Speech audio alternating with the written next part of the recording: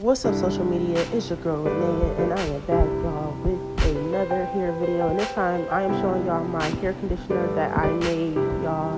Yes, it's a little liquidy, but I did make hair conditioner. And this hair conditioner has aloe vera in it, coconut milk, yogurt, olive oil, as well as vanilla extract.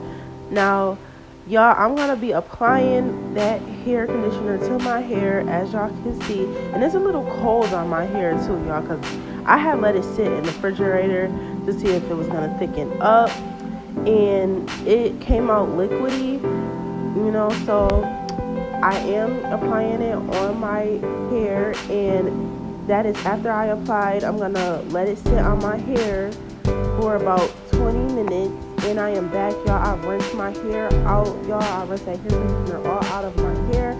As y'all can see, I sure did rinse it out of my hair, y'all. So y'all, I let my hair air dry, you guys, and I did braid my hair back in some straight backs. As y'all can see, they not the neatest, but they will do, because I'm just new to braiding my hair down.